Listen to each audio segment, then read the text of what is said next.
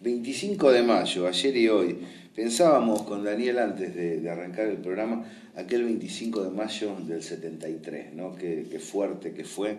Ahora se está organizando un acto importante para, de algún modo, celebrar, y me parece bien celebrar, lo digo, esta llamada década ganada, ¿no? Creo que efectivamente para América Latina, en comparación a lo que hemos vivido en otros periodos, llegar a un 25 de mayo de esta forma, con estas banderas alzadas, con esta unidad continental, es para celebrarlo. Y después podemos ver toda la faltante. ¿Qué tal, Hugo? ¿Cómo estás? Bien, ¿qué tal, Gabriel? Carlos, ¿cómo andás? ¿Qué tal? Bien, Contento, ¿no? bien. Con el decurso del campeonato. Sí, yo creo que ya en los próximos programas, espero en el próximo, podamos pasar el video aquel de mi premonición de que íbamos a ascender, ¿no? Bien. ¿En qué momento lo hiciste? Jugamos El año 3 pasado. partidos de 38. Estaba arrancando el campeonato. Así que fíjate lo que es visión estratégica. Veo. Es mejor técnico que Maradona. Pero me dijeron que hiciste en los 4 o 5 años anteriores lo mismo. No, al contrario. Discutí con él, sí. No. Yo era más optimista el año anterior. El año anterior él era el optimista y yo era mucho más cauto. Sí. ¿Y qué es lo que te llevó a pensar que este equipo... No, pero porque yo ya tengo muchos años, no quiero decir cuántos, de ver fútbol. Es decir, el que entró en una cancha, No. digo por ver No. fútbol, digo. No, te decía, vos sabés por qué me lo decís, porque yo te dije fuera del aire que habían goleado el otro día al Boys, que le habían ganado 2-0. No, bueno, yo no... ¿Cómo será fútbol al esquema con el que descendieron de JJ López? Vos imaginate que temas conceptuales con los equipos que filosóficos, ¿no? con los equipos que tuvo River, esto es una cosa paupérrima que tiene River hoy, pero bueno, esto forma parte de la chicana entre, No, ha habido, entre hinchas, está ¿no? bueno, la chicana está buena. No, digo, ha habido partidos, Carlos, en esta temporada que mostraron a lo mejor de Gimnasia, ¿no? Es un equipo varias sólido, goleadas aún cuando muy pierde, atractivas. pero aún cuando ha perdido un par de partidos hace poco, es un equipo sólido. Vos te das cuenta que es un equipo que ocupa los espacios en la cancha y que si asciende a primera va a ser un papel respetable. Cuando entra una de contra, entran muchas. Eso Sí. Pero ustedes tienen que agradecerle a un jugador de River como Troglio. Sí, claro. Así es. Sí, Sí, pero tiene está- tatuado el escudo de Gimnasia. Sí, está enamorado. Vos sabés que ¿Ah, sí? el equipo vino de grande, lo trajo Gribol, más de 30 años después de haber jugado el Mundial, haber estado en el plantel del 86 y haber jugado el 90. Un gran 8. Y el tipo se enamoró de Gimnasia. No es el único que le ha pasado. No, se enamoró, claro. tiene la camiseta puesta. Claro. Y eso es lo bueno. No es Ferguson, ¿no? Pero tener la camiseta puesta. Guerra, ¿Cuánto lleva? Gabriel ¿2 Sosa, años? Tantos Niel, tantos Diego Alonso. Gente que ha llegado de grande y se ha hecho hincha de manera fervorosa. Troglio no. Bueno, Troglio tuvo un ciclo inicial que llegó a subcampeón. Sí, en el 2005. Muy Pero importante. jugaba Enría, jugaba Lucas Lobo, jugaba. Yo quiero recuperar a Lucas Lobo. Lucas Lobo es mejor jugador de la Liga Mexicana hace 5 años. Ojalá lo podamos. Y había gente que lo resistía. Porque viste que, eso Hugo, vos lo sabés a través de River también, al talentoso se le exige que juegue Claro. de 4. Claro, si no va y muerde al piso, la gente lo empieza a hostigar. Esto forma parte de la deformación de los últimos años, ¿no? La idea de que, me acuerdo cuando Bielsa lo hacía correr a Ortega, al marcador de punta que lo marcaba a él como puntero, lo hacía correr hasta el área para que lo marque cuando el otro se proyectaba. Y la verdad que se lo inutilizaba a Ortega. Claro, lo desvirtúa. Porque No da para hacer todo Lo que eso. tenía que hacer era jugar en un metro cuadrado. La virtud de él es jugar en un metro cuadrado, no en todo el. Para eso están los carrileros. Hay ¿no? un diálogo histórico del mellizo Guillermo con Bielsa cuando lo convoca. Jugaban ante Brasil y el mellizo le dice: todo bien, yo voy a ir a jugar, voy a jugar bien. Ahora, ¿usted cree que yo no voy a correr a Roberto Carlos de punta a punta? Ni loco, le dice el mellizo. Entonces Bielsa, que era muy estricto en eso, lo fletó rápidamente. Hablábamos del 25 de mayo y se viene un acto importante, ¿no? Dijiste el Además, del 73, ¿estuviste Sí. en la plaza? No, vos sabés que no, la UES se movilizó, yo era muy pibe y acompañamos de La Plata. Mirá no llegamos hasta aquí. La ventaja de ser el mayor de ustedes y la desventaja de ser el mayor también. Fue uno de los... Era un día primaveral, aquel 25 Sí. de mayo del 73, y seguramente debe ser uno de los días de esas manifestaciones festivas, de una alegría enorme, porque se daba vuelta la historia. nadie imaginaba en ese momento que 3 años después iba a pasar lo que pasó, ¿no? Pero ese día la alegría era inmensa y estaba en ese cantito, se van y nunca volverán, ¿no? Y ahí también estaba el helicóptero y todas esas cosas. Creo que la distancia que hay entre aquel ciclo cortito, recordado a mi entender, con un idealismo que no amerita, y este proceso de 10 años ya es muy apreciable, ¿no? Yo soy muy entusiasta de este proceso. No soy de los que dicen, aquel tiempo, los 70. Los 70 duraron un ratito, en realidad, no es una década los 70. Duraron un ratito en el cual hubo una eclosión movilizadora muy fuerte y se desvaneció todo de una manera muy abrupta. Pero no fue un fenómeno argentino, ¿eh?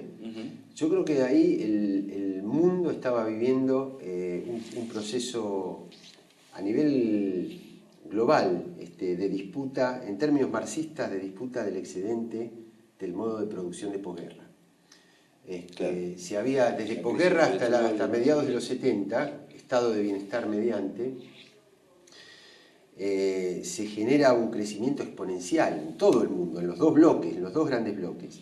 Y en el bloque occidental está, por un lado, el crecimiento de los grupos financieros, porque no te olvides que tenemos la inconvertibilidad del dólar decretada por Nixon en el año 71 y la crisis del petróleo después, por un lado, y del otro lado movimientos sociales en todo el planeta, porque vos tenías el bloque comunista formado por Rusia y China y toda su área de influencia, los países africanos y asiáticos descolonizados, el Concilio Vaticano II, la Revolución Cubana, Vietnam, la Primavera de Praga, el Mayo francés. Tenías un conglomerado. La Revolución Argelina. De la Revolución de Argelia, claro. Entonces, y esa disputa la gana el mundo financiero. Entonces, eso por un lado. Creo que hoy hay otras condiciones, y además, en ese nuevo contexto, América Latina está mucho más en sintonía, porque lo conversábamos la otra noche también en otro lugar. En el año 73, cuando en la Argentina asume, más allá de que eran diferentes ideológicamente, pero asume un gobierno sostenido por los trabajadores, en Chile cae un gobierno sostenido por los trabajadores. Sí. El mismo año 73. Entonces, no tenías acompasamiento en el proceso sudamericano. Y en Uruguay ya se había dado el golpe también. El golpe blando. Claro, primero el golpe blando, después vino el golpe duro en Uruguay. El golpe dicen que a Perón le incidió muchísimo la caída de Allende. Así dicen. Los testigos directos, cercanos de Perón, dicen que realmente replanteó su estrategia a raíz de la caída de Salvador Allende. Él tenía una idea, él siempre sostuvo el ABC como un elemento focal, ¿no? Y al caerse Chile quedó desprotegido, esa era la sensación que tenía. Y además la forma, uno cuando veía el bombardeo, aquel 11 de septiembre, el bombardeo a la Moneda, era impresionante, ¿no? Era el bombardeo del 16 de junio, pero exitoso en este caso. Ahora, ahí es bueno señalar eso de la ofensiva del capital financiero, que después derivó en una avanzada en los 80 hacia los 90 muy potente, que también saldó ciertos debates, ¿no? Hubo vía armada, hubo insurgencia, hubo vía electoral, hubo muy variadas tácticas de los pueblos. Arrasaron con todo en América Latina, ¿no? Uno escogió un camino, otro escogió el otro, pero había una determinación del capital y del imperio de arrasar con la experiencia que iba desde el ERP hasta Salvador Allende. Es decir, cualquiera que fuera fue derrotado. Esto no quiere decir que no haya que discutir tácticas y movilizaciones, pero lo cierto es que cuando el enemigo es muy fuerte y vos estás desunido, es muy difícil hacerle frente con cualquier táctica. Ahí veo una diferencia. Yo veo que cuando tocan a una nación latinoamericana, el conjunto salta, y eso puede permitir un aire a futuro muy interesante. Sí, sería muy importante que se den los pasos de infraestructura económica que faltan para hacer esto sustentable en el tiempo. ¿No? Sí. El Banco del Sur, yo no entiendo por qué todavía no se concreta. Bueno, uno puede entender, hay intereses que se oponen, obviamente, pero si no le das esos pasos fundamentales, también podemos vivir una primavera prolongada, pero que puede caer en otoño. Yo creo que las desigualdades en Europa, en la unificación del euro, han sido importantes para que América Latina no diera ese paso.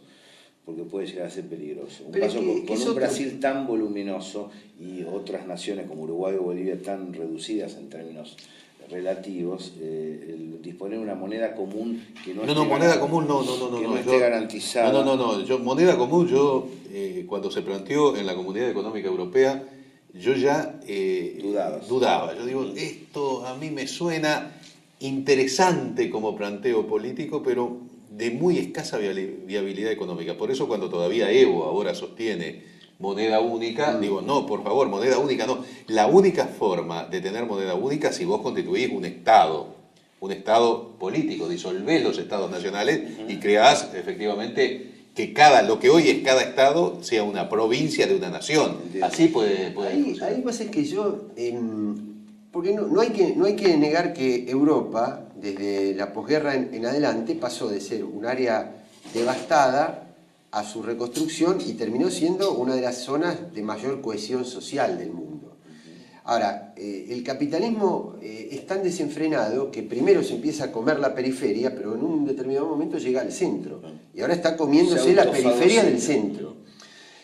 Y eso es lo que desnuda las falencias de la moneda única, porque si vos lo único que unificás son los estándares financieros, claro, las variables monetarias y financieras de un país, y no unificás las variables sociales, para que un país con poca productividad y con poca capacidad de desarrollo pueda cumplir esos estándares financieros, lo tiene que hacer o por ajustes sociales o por endeudamiento, claro, para poderse igualar al otro. Entonces vos tenés que unificar todo el esquema, la estructura monetaria, pero también la estructura social. Si no, no funciona. Pero el tema de las instituciones sudamericanas es de distinto calibre, porque ahí el Banco del Sur sería un banco de fomento. Habría que crear un mecanismo de esta iniciativa de tomar parte de las reservas internacionales que están depositadas en los bancos de Suiza y de la Reserva Federal, traerlas para acá. Y la moneda, el sucre, por ejemplo, no está planteado como moneda de intercambio. Está planteado como un símbolo, como un tipo de cotización promedio, donde a vos te permite hacer clearing. Es decir, si vos me vendés 10 a mí y yo te vendo 15 con dólares, necesitamos 10 más 15, 25 dólares.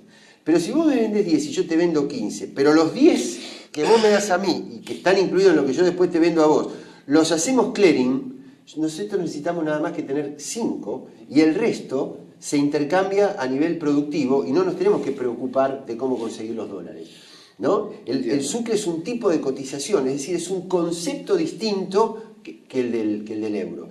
Y no funciona, no tanto, también desde luego por las resistencias de la derecha, pero no funciona porque Brasil no termina de inclinarse, porque Lula vino la semana pasada. Dijo todo lo que dijo, pensemos en grande, la integración, Cristina, Dilma, todo. Ahora resulta, claro, sí, pero después lo que hay que hacer es que Brasil ponga la plata y la iniciativa política para que estas instituciones se concreten. Pero además imagínate, un Banco del Sur con todo el aporte, como vos decís, de parte de las reservas de los países latinoamericanos ahí, y que actúe además como una especie de base común de cualquier país ante las corridas cambiarias. Imagínate que si la Argentina, en lugar de tener hoy 39.000 millones, tendría como respaldo el Banco del Sur con 250.000 millones, no existe más corrida cambiaria. Es invulnerable, ni siquiera a nadie se le ocurriría. No habría dólar blue. Claro. Es importante eso, a partir de ahí tomar determinaciones que nos encaminen hacia la unidad parece ser el desafío del próximo mediano plazo, ¿no? Yo creo que la Argentina ha dado muestras de estar encaminado hacia ahí. Pero fíjate que es lógico que se den desajustes debido al volumen interno. Pero también corres el peligro permanente, ¿no?, de los capriles en Venezuela, de esta oposición en la Argentina, que si ganara en algún momento, todo esto lo archiva. Uno de los factores por los cuales no gana es porque las Fuerzas Armadas le han sido arrebatadas al golpismo. No digo definitivamente, vamos a ser precavidos, pero en este tramo han sido disciplinadas al poder popular. Ha muerto el emblema clásico en la República Argentina de eso.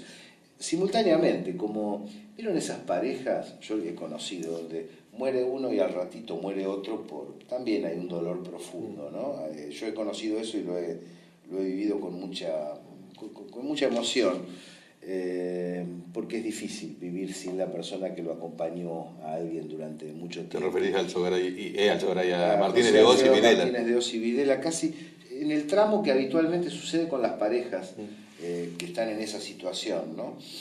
Murió José Alfredo Martínez de Oz y después murió Jorge Rafael Videla. Uno en marzo y otro en mayo. Exactamente. Se ha caído, se ha derrumbado en lo real, en lo político económico argentino, esa pareja, esa dupla, oligarquía y fuerzas armadas al servicio del imperialismo, y al mismo tiempo han desaparecido sus dos referentes más importantes, lejos, no los únicos, pero los más importantes. Pero a mí me parece muy interesante lo que pasó con los necrológicos, esas menciones que aparecen de dolor en la nación. Mientras con la muerte de Martínez de Oz figuraban sectores del poder económico como Braquier, o del periodismo como Carlos Pañi o Mariano Grondona, la muerte de Videla no lleva ningún nombre significativo solamente creo que este ciclo lo que ha logrado es derrumbar eso, por lo que hemos insistido tantos años, ¿no? Basta de decir fueron ellos solos, milicos locos, asesinos, y acá no hubo ningún poder civil vinculado con esta sangrienta represión. Pero fíjate vos que en última instancia eso demuestra también que es mucho más quemo, a pesar de decir mi dolor por la muerte de Videla, que decir mi dolor por la muerte de Martínez de Oz. Y hay que tener en cuenta, y esto me parece que es sintetizado tal vez en forma demasiado esquemática, que no fue Videla el que designó a Martínez de Oz, sino que fue Martínez de Oz, en lo que representa a Martínez, el que designó a Videla. ¿Quién está al servicio de quién? Correcto. ¿Quién está al servicio de quién? Las Fuerzas Armadas fueron, lamentablemente, el brazo ejecutor de un proyecto que estaba diseñado en los centros de poder. No fueron el eje del poder, fueron los ejecutores de un plan sistemático para poder aplicar un modelo económico. Además, el caso de Videla, a mí desde el punto de vista de lo siniestro de la figura, me parece que Macera lo supera incluso a Videla. Pero en el caso de Videla, era un dictador que a su vez, ante determinados requerimientos de tipo humanitario, se retraía y decía yo no tengo poder para actuar de esa forma. Y el ejemplo más claro es el tema de las monjas francesas, que involucraba a alguna de ellas directamente a Videla en la medida en que habían cuidado a su hijo oligofrénico. Y esto es conocido, que obviamente Videla estaba al tanto de todo el operativo de secuestro de las monjas francesas, que desde la Escuela de Mecánica de la Armada trataron de arbitrar, trataron de demostrar que fueron los montoneros, las colocaron a las monjas francesas con una bandera de montonero detrás. Pero obviamente Videla sabía cuál era la verdad de la situación. Ahora bien, Hitler recibió el pedido del médico que cuidó a su madre, y Hitler personalmente, un pasaporte para salir de Alemania. Hitler personalmente le entregó al médico judío que atendió a su madre el pasaporte para que se fuera. Demostró en ese aspecto mayor sensibilidad que la de Videla, que sabiendo que una de las monjas había cuidado a su hijo oligofrénico, se negó a intervenir para salvarle la vida. Es muy, muy valiosa la anécdota, creo que lo pinta de cuerpo entero. Y también habla, yo tuve varias polémicas en las últimas semanas sobre la cuestión, porque yo digo, mira, mi querido amigo Tito Pauletti hizo un libro que se llama Como los nazis como en Vietnam, que es excelente, es un registro. Ahora, yo salgo al cruce aún de mis amigos y digo, mira, la verdad, el Departamento de Estado norteamericano, la diplomacia y el Departamento Militar británico y los nazis pelearon por sus tierras, salvajes, criminales, condenables. Yo no voy a adherir a ninguno de esos, digamos, aborrecibles regímenes, ¿no? Ahora, indudablemente, los grandes jefes nazis, como los grandes dirigentes británicos, jamás fueron alcahuetes de otra potencia o estuvieron a sueldo de otra potencia. Los argentinos tuvieron los mismos crímenes que ellos, pero además trabajando para destruir la industria, la cultura y el ser humano argentino. Lo de la dictadura en la Argentina es un tema muy grave y yo creo que no debemos cansarnos de volver a recordárselo a las nuevas generaciones. Sí. No, me río, pues encontraste una manera de explicar que se puede, por lo menos en actitudes parciales, ser peor que el nazismo. Y Marcos Aguinis hizo lo mismo, planteó de la cámpora que es peor que el nazismo. Claro, mirá cómo está la Argentina, ¿no? Pero esta, creo que la conté en algún momento, ese día que me entero de la nota de Marcos Aguinis, yo volvía de haber recorrido Auschwitz y Birkenau. Y el impacto que te produce, que además Aguinis, que seguramente habrá conoce, el odio al kirchnerismo lo lleva a efectuar una declaración que no tiene pie ni cabeza. No tiene ni pie ni cabeza, absolutamente. No, claro, incluso decía que eran peores, porque las brigadas hitlerianas tenían un ideal. Ojo que es una inversión a futuro. Hace tiempo que están jugando a la estrategia de que no tiene ni pie ni cabeza, porque agotada la posibilidad de presentar un proyecto, no porque no lo tengan, sino porque no lo pueden presentar, no lo pueden explicitar. No lo tienen, claro, en términos... No lo pueden, son fines inconfesables. Claro, no pueden decir para qué es que quieren derrocar al kirchnerismo, porque ya pasó y ya vivimos las consecuencias. Entonces han apelado al grotesco, han apelado a la extralimitación absoluta. La Nata hace el sábado una columna en Clarín que dice: murió Videla, pero no se terminó la sociedad la Argentina autoritaria. Es decir, aprovecha la muerte de Videla para hacer antikirchnerismo. Una cosa que no tiene... Porque si vos me dijeras que planteás, yo podría poner ese título y diría: no se terminó la sociedad autoritaria, todavía quedan Cecilia Pando. No, pero él no se refería a eso, él se refería al antikirchnerismo. Después de haber caído más bajo... Se refería al kirchnerismo. Al kirchnerismo, sí, claro. Más bajo de lo más bajo, digamos, que es haber criticado a Susana Trimarco, digamos, ¿no? Es decir, perder toda la chaveta, ¿no? Así que creo que han apelado a la sinrazón como estrategia, no me parece que sean exabruptos. Pero además, en el caso, te puntualizo algo que hace al conocimiento más elemental. La Nata, que además ha escrito algunos libros históricos, desconoce cosas tan elementales. Ha hecho escribir por encargo, bueno, algunos fíjate, historiadores son Norberto Galá. Sí, no, claro, pero bueno, están dentro del género libros históricos. Fíjate vos de que en esa nota dice el conflicto entre Videla y Viola y Macera, cuando todos saben que Videla y Viola formaban un tándem contra Macera. Y está puesto de esa forma en esa nota. Es un desconocimiento, y no me refiero al siglo XIX. Bueno, tal vez buena parte de la preocupación de estos sectores y de tirar manotazos de difícil fundamentación guarda relación con la solidez del proceso en marcha. Porque, debo decir, somos muy críticos nosotros, siempre metemos el dedo en la llaga, que el comportamiento económico, que la construcción política. Ahora, en realidad, después de ver el trazo de una década, insisto, ganada, da la percepción que esto marcha y marcha hacia adelante. No digo definitivamente, pero con buen andamiaje. Y esto lleva a sectores que estaban muy acostumbrados a derrocar gobiernos civiles a preocuparse grandemente. A decir, no tenemos de dónde agarrarnos para poder refutar este andar popular. Fíjate que esto de cumplirse 10 años te lleva a mirar desde una perspectiva histórica, ¿no? Entonces, a veces uno toma, por ejemplo, la historia. Vos decís, aquel gobierno que nacionalizó YPF, por ejemplo. Aquel gobierno que recuperó los fondos provisionales. Aquel gobierno que le dijo que no al ALCA. Bueno, todo eso está en un solo gobierno. Bueno, varios periodos, digamos, pero una misma gestión. Digo, la verdad, son ejes que hacen que valga la pena seguir apoyando, seguir militando, seguir defendiendo. Nos reencontramos la semana que viene en Mesa de Periodistas. Después del 25 de mayo. Sí.